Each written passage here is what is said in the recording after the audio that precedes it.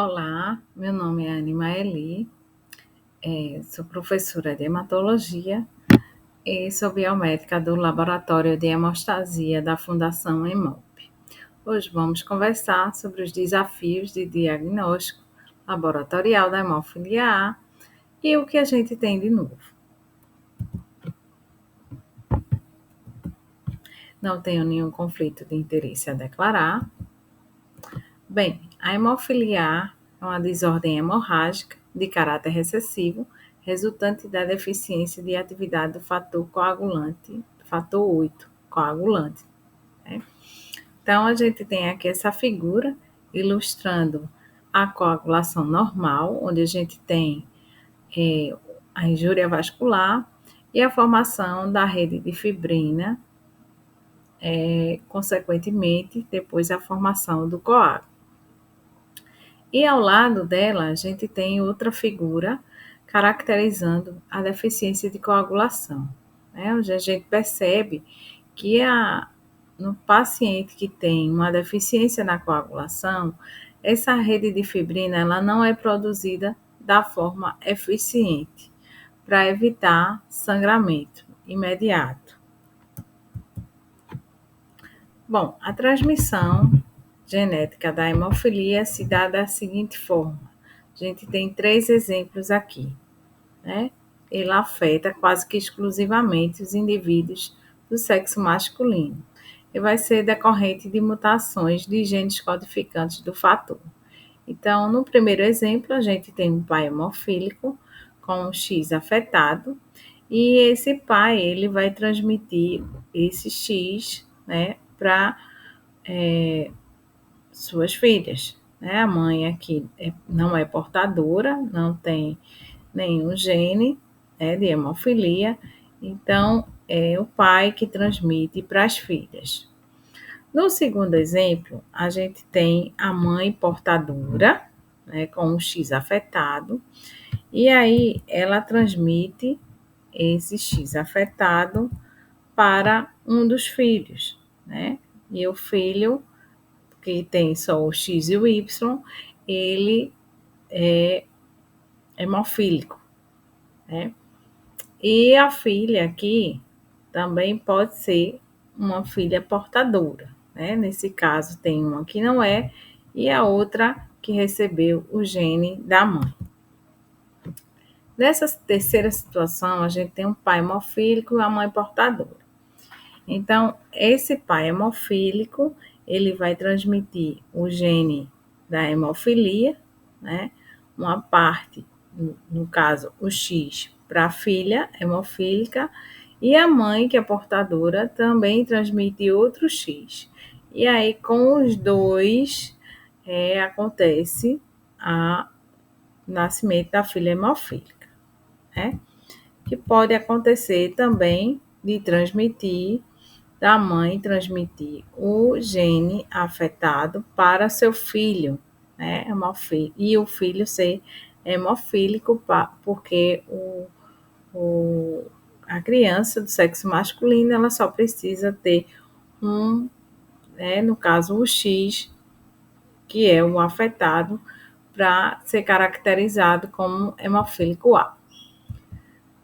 Então, as manifestações clínicas, né, da hemofilia são basicamente os sangramentos, né? Então, tem sangramentos em várias cavidades, tecidos, então eles podem ter hemartroses, gengivorragias, hemorragias musculares, né? Principalmente nesse músculo, né? Que se chama, no músculo chamado iliopissoas, né? Que é o que da coxa, né, nas imediações da coxa.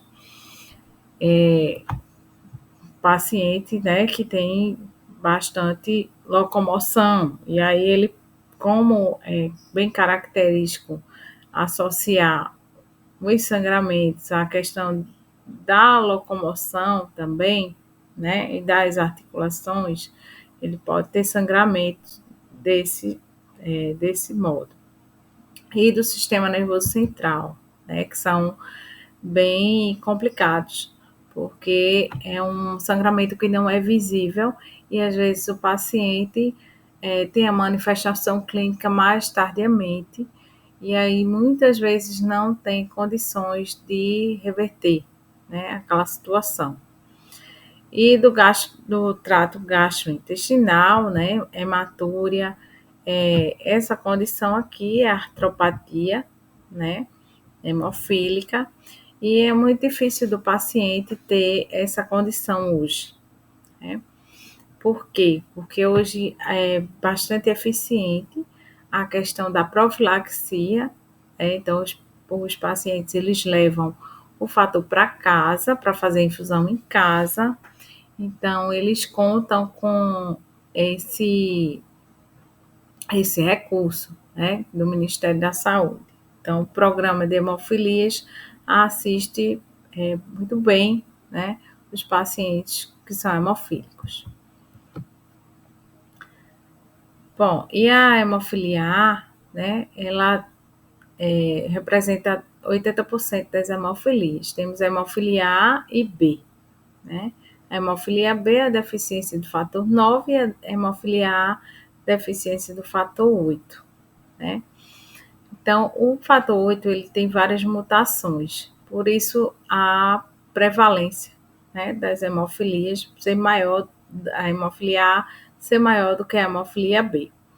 Então, a prevalência é de 1 para 5 mil nascimentos do sexo masculino, e a classificação ela é baseada na atividade coagulante do fator 8, em leve, né, maior que 5% a 40% de atividade de fator, atividade plasmática, moderada, de 1 a 5% de atividade desse fator, e as graves, que são a hemofilia A grave, que é menos de 1% da atividade de fator. A principal complicação das hemofilias são os inibidores, que são anticorpos neutralizantes, IgG, contra o fator 8 ou o fator 9, no caso da hemofilia B. Infundidos, né, que são os haloanticorpos. Esses pacientes eles não respondem à infusão de fator, né, e continuam sangrando. Os inibidores são mais frequentes em hemofílicos A grave, né, e geralmente aparecem entre a primeira e a 50ª infusão de fator. Né? E o tipo de mutação também interfere, né? As inversões, mutações sem sentido, o tipo de produto que o paciente está tomando, se ele é recombinante ou se ele é plasmático, a raça ou a etnia. Entre 20% a 35% são hemofílicos A e, e para a hemofilia B, entre 1% a 5%. Nos anos 2000, tivemos novas perspectivas no tratamento das hemofilias. Né? Então, a gente teve inovações terapêuticas que visavam predominantemente a erradicação dos inibidores e a diminuição da frequência dos sangramentos, melhorando assim a qualidade de vida do hemofílico.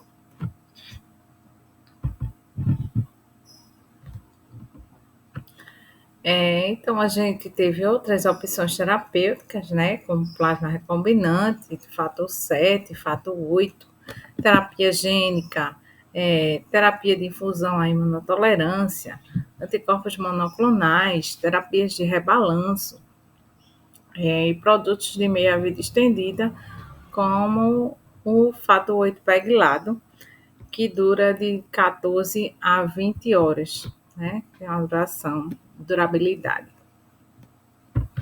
a meia-vida. E os plasmas recombinantes,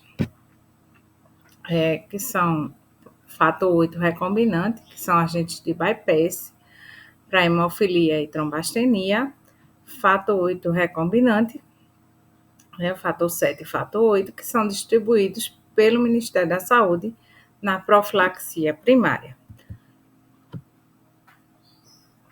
A terapia gênica, né, que foi iniciada os estudos no final da década de 90, que teve como objetivo principal o aumento dos níveis de fator 8 e a erradicação do inibidor. Esses pacientes são adultos, né, que são submetidos à terapia gênica, que não tem histórico de inibidores de fator 8 e não tem anticorpos detectáveis contra o vírus, o adenovírus associado. Precisam de um acompanhamento laboratorial através de dosagens periódicas de fator 8, seja ele cromogênico ou coagulométrico, e acompanhamento também com relação à função hepática. O produto utilizado é o Roctavian, dose única, né, intravenosa. Então, em alguns pacientes dura anos. Tem o vetor viral, que é o adenovírus, que transporta o gene terapêutico para o fator 8 da coagulação.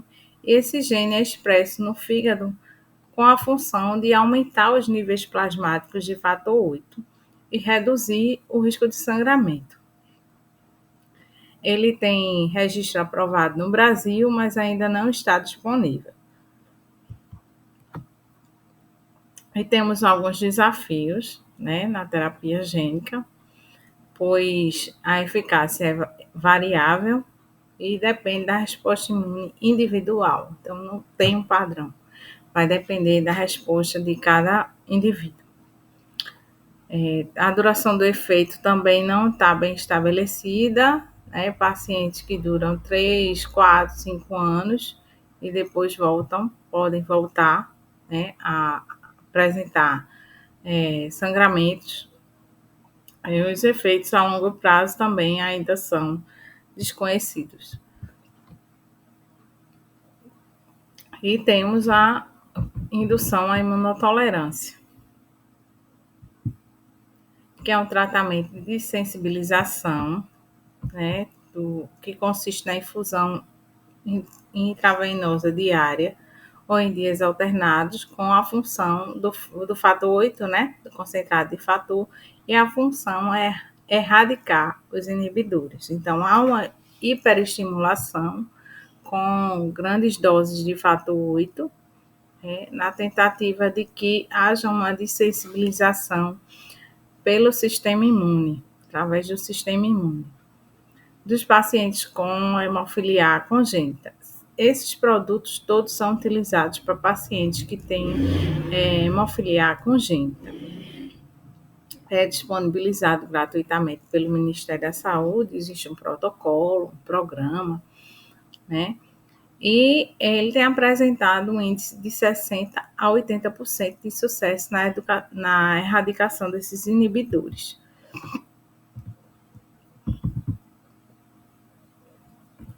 Bom, e aí a gente tem os critérios de inclusão, né, para os pacientes. Então, eles têm que estar dentro desses critérios e mais alguns outros, né?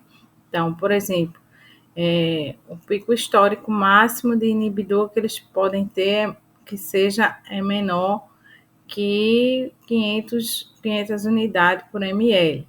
Né? Eles podem estar em profilaxia com emicizumab ou não. Tendo um inibidor persistente, desde que com um título, né, maior ou igual a 2 unidades Bethesda por ml, né? E aí tem algumas condições que os pacientes precisam preencher também para estarem dentro desse programa, e tem que se avaliar realmente o risco-benefício, né? Porque você vai estar expondo o paciente a doses elevadas de fator 8. É comum que eles, no início da terapia, eles tenham um aumento absurdo assim de inibidor, né? E aí eles vão reduzindo, se a terapia for eficiente, né? Eles vão reduzindo, tem um momento que eles vão reduzindo, até chegar a erradicação total dos inibidores, certo? Ou não, né? Aí a gente vai avaliar laboratorialmente. E aí a gente tem a avaliação laboratorial da imunotolerância. Então, a gente vai ter um acompanhamento mensal com dosagem de fator 8 e quantificação de inibidor de fator 8, avaliação dos parâmetros farmacocinéticos. E dentro dessa avaliação dos parâmetros farmacocinéticos, a gente vai avaliar o teste de recuperação do fator 8 em vivo, com tempo pré-estabelecido. Então, eles fazem uma dosagem sem fator, sem tomar fator por 72 horas, né?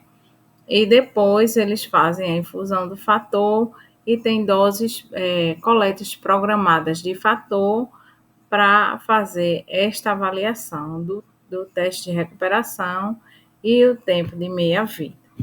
Esse aqui é um exemplo, né, do que a gente libera, né, nos resultados. Então, a gente faz uma tabela com o fator, a depender do horário, né, tem o horário padronizado e o gráfico.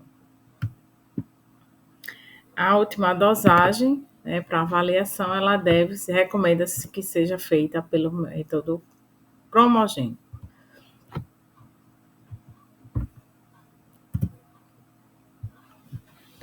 Bom, e aí a gente tem a avaliação final, né, da imunotolerância, que é dada pelo laboratório, né, a avaliação laboratorial. Então, a gente observa 3 parâmetros, né, sucesso total, sucesso parcial e falha terapêutica. Sucesso total é quando o paciente tem um inibidor menor que 0,6 unidades, Bethesda por ml, durante 2 meses consecutivos. É avaliado também o teste de recuperação, né, que deve estar acima de 66%, o fator 8, a vida média do fator 8 de 6 horas, após o período de 72 horas, né, de washout, a ausência da resposta anamnéstica, também a exposição do fator 8 da coagulação, e aí configura o sucesso total. No sucesso parcial, o título de inibidor deve ficar entre 0,6 e 2 unidades Bethesda por ml, e o teste de recuperação do fator 8 é menor do que 66%. A vida média menor que 6 horas, né, considerando-se o período de 72 horas de washout. E quando há a falha, né, na falha terapêutica, é quando o paciente não entrou nem no sucesso total, nem no preencheu os requisitos, nem do sucesso total, nem do sucesso parcial, certo? Após 18 meses de tratamento. Ou quando ele teve um pico acima de inibidor acima de 200 unidades Bethesda por ml, que aí já configura um risco para o paciente, então é mais indicado que o médico suspenda a terapia, isso em qualquer momento da terapia.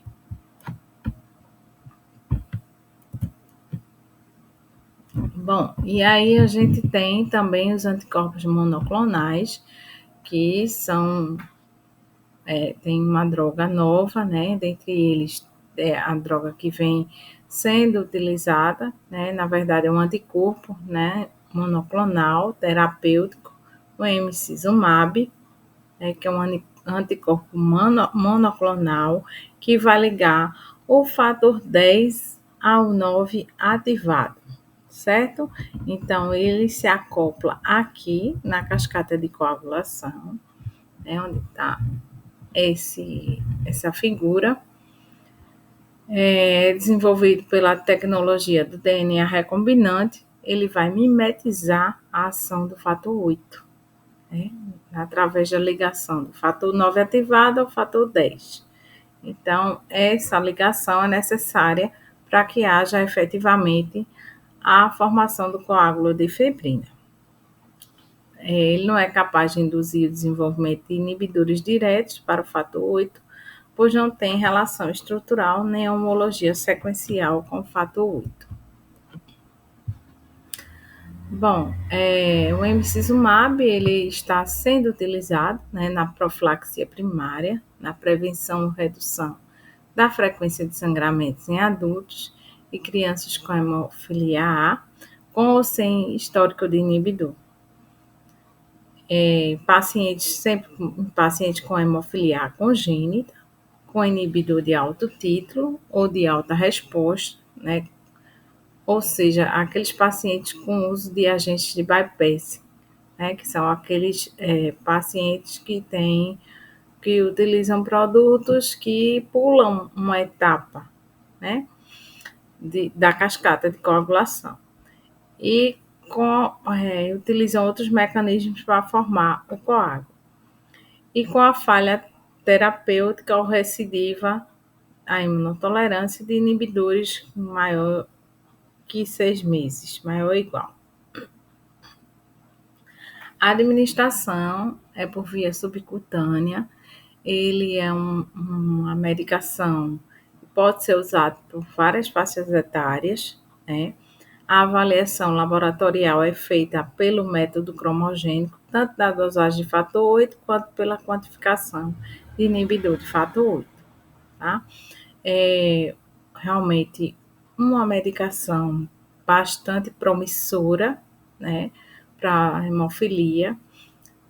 O Ministério da Saúde vem ampliando, né, a cobertura de pacientes para utilizar o emicizumab. Ele é aplicado, né, subcutaneamente. Então, é uma agulhazinha como se fosse na mesma espessura assim, que a de insulina, né?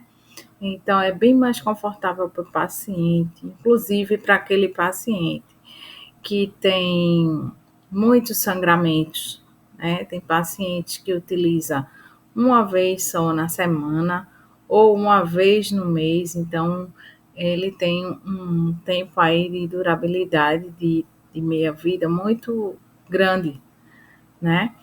E para aqueles pacientes que não têm muito acesso venoso, né? Então, ele é importante também, né, nessa questão. E a gente tem o futuro, né, que é com Sisumab, que está vindo aí, ainda não está disponível no Brasil, né, é uma terapia de substituição para o fator 8 ou 9, né, mas vem sendo mais eficiente para o 8 em pacientes com hemofilia de tratamento de sangramento, preventivo ou profilaxia, inibidor da via do fator tecidual, perdão, que regula a coagulação induzida pelo fator tecidual por meio de uma inibição de feedback dependente de fator 10 ativado do complexo fator tecidual. Então, ele também é um anticorpo monoclonal humanizado específico para o TFPI, que se liga e inibe o fator 10 ativado, abolindo o efeito inibitório do inibidor da via do fator tecidual. Ele também vai restaurar a geração de trombina em plasmas deficientes em fator 8 ou fator 9, diminuindo a perda de sangue. Temos também as terapias de rebalanço, né? Que são as terapias de rebalanço? São aquelas terapias que vão mexer no mecanismo de equilíbrio entre os fatores procoagulantes e anticoagulantes, né? E aí temos, por exemplo, o fituziram, né? Que atua no silenciamento pós-transcrição do gene da trombina nos hepatócitos, resultando em redução dos níveis plasmáticos de antitrombina. Então, ele vai atuar lá na antitrombina, que é um dos reguladores da coagulação, do mecanismo de coagulação, né, de alguns fatores.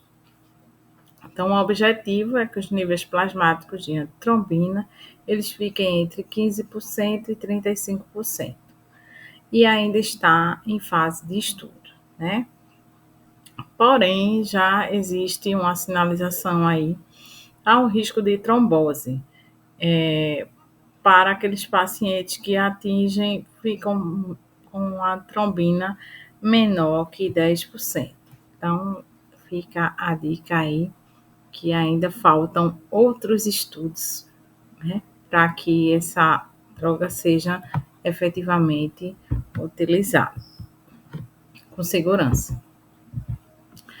Bom, e aí a gente tem os anticorpos anti-TFPI, né, que tem um mecanismo de ação, né, que neutraliza a atividade inibidora da via do fator tecidual, do inibidor da via do fator tecidual em relação ao fator 10 ativado e ao complexo fator 7 ativado, fator tecidual. A disponibilidade desse complexo vai resultar no aumento da produção de fator 9 ativado e fator 10 ativado. Consequentemente, vai mexer lá na produção de trombina, aumentando essa produção, né, de trombina. Os métodos laboratoriais utilizados, que podem ser utilizados, são ELISA e cromogênicos, ainda estão em estudo, né? Então, essas novas terapias de rebalanço, elas ainda não têm um mecanismo bem esclarecido. Bom, e aí temos os produtos de longa duração, né? Que é os produtos de meia-vida estendida, onde se tem uma molécula acoplada lá ao fator, ligada ao fator 8, né? E essa junção vai aumentar a meia-vida do fator 8, né? Que são os produtos de fator 8 peglados, né? E aí o reagente, né, vai depender de cada produto, né, utilizado pelo paciente. Cada produto vai ter uma especificidade, né? Isso também vai mexer não só com as dosagens de fatores, mas também com as de TTPA, né? Então, cada produto vai ter sua especificidade. Então, o ensaio do fator 7, do fator 8 cromogênico, ele vai contemplar a maioria desses produtos. E aí a gente tem o laboratório de hemostasia, né? O que é que o laboratório de hemostasia faz, né?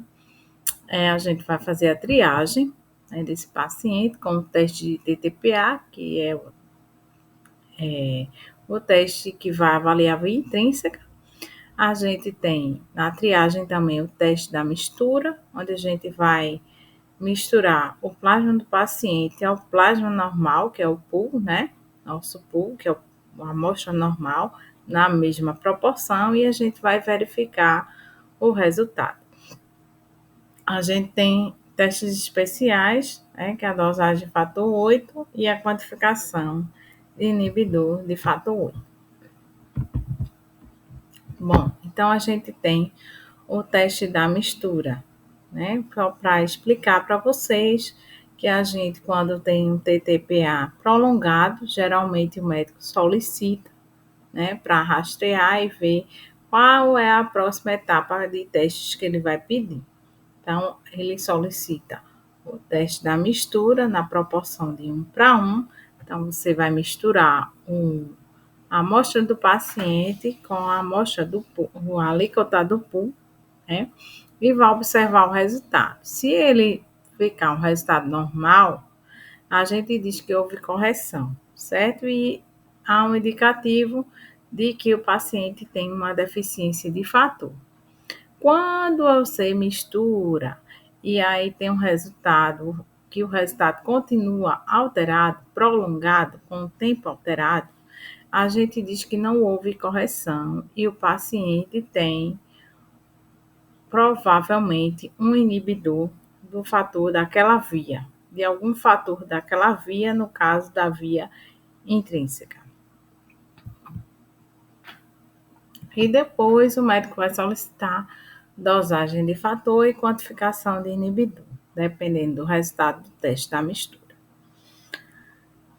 Então, a gente tem o método coagulométrico, que é o tradicional, onde a gente tem cefalina, né? A gente mistura o equipamento, né, que vai fazer, vai misturar a cefalina com o plasma deficiente e o plasma do paciente vai incubar por 5 minutos a 37 graus e depois vai adicionar o cálcio, cloreto de cálcio, né? O cálcio, ele tem a propriedade de recalcificação daquela amostra que o citrato, quando você fez a coleta, retirou, né, aquele cálcio da amostra. Então, para que ocorra a coagulação, é necessário que haja a presença do cálcio. Aciona-se o cronômetro e aí se verifica o tempo que houve a coagulação, né? Então, a gente tem aqui um coágulo de fibrina formado, né? Só para ilustrar, né? Essa técnica manual. E aí a gente tem esse coágulo formado. E temos o método cromogênico, né? Em 2 estágios. Então, a gente tem o primeiro estágio, que é a incubação com o plasma do paciente, a amostra do paciente, o fator 9 ativado, o fator 10, fosfolipídios, o cálcio e a trombina. E o segundo estágio, né, onde o fator 10 ele vai clivar o substrato, aqui mostra na figura, cromogênico, né, de cor amarela, vai soltar aqui a cor amarela, né, um reagente aqui de cor amarela, o substrato, que vai ser proporcional à quantidade de fator 8.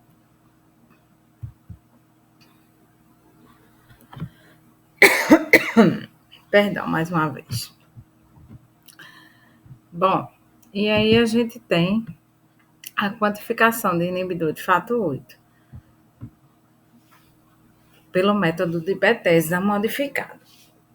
Então, a gente tem o tratamento da amostra a 56 graus, depois a gente centrifuga, coloca na centrífuga, retira o sobrenadante, a gente faz uma diluição seriada, que é bem parecida com aquela como a gente faz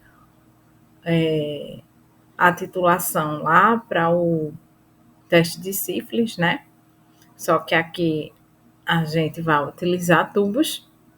Depois que a gente faz a diluição, a gente adiciona o pool tamponado, né? Esse pool tem que ser tamponado para que ele não degrade, né? Haja pouca degradação, né? Durante o processo aí que ele vai passar 2 horas a 37 graus. Em seguida, a gente faz a dosagem, depois das 2 horas, faz a dosagem e cálculo do fator residual cromogênico, o coagulômetro. No final de tudo, quando sai o resultado, né, do fator, a gente ainda vai converter para a tabela Bethesda, né, para que o fator residual a gente converta para unidades Bethesda por ml, que é a unidade de inibidor de fator 8. Qual é a metodologia para se utilizar em cada situação? Bom, aí vai depender, né, do produto que você utilizar no paciente, que o paciente esteja utilizando, né?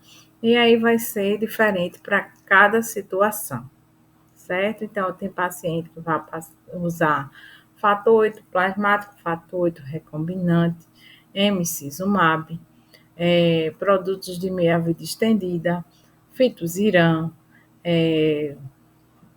anticorpos, outros anticorpos, né? E aí vai depender do que o paciente vai utilizar, cada um vai ter sua particularidade. Qual é o melhor método? temos duas opções, né? Coagulométrico ou cromogênico para a dosagem de fator 8. Então, para o coagulométrico, a gente tem a detecção pelo tempo de formação do coágulo. A coleta vai interferir mais no coagulométrico que no cromogênico. A reação vai ocorrer com plasma deficiente no fator, no caso, fator 8.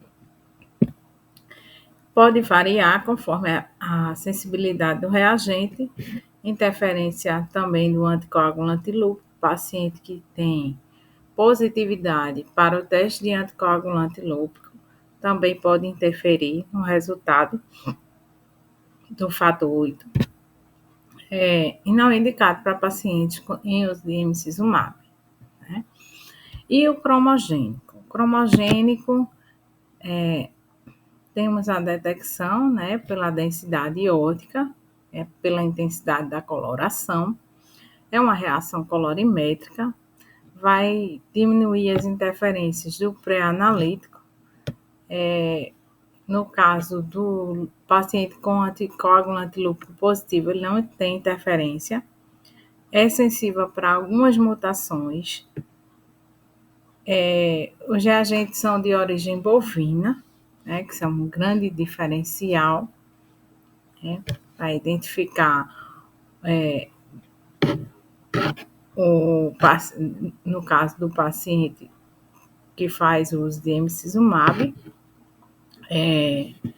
eficiência para pacientes em uso de emicizumab e um custo mais elevado e também tem maior precisão. Então,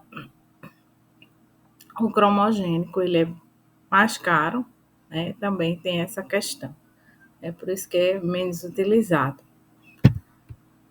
As considerações finais. Então, esses testes clássicos, né, já não contemplam mais todas as necessidades que a gente tem no laboratório de hemostasia para um bom diagnóstico e acompanhamento desse paciente hemofílico.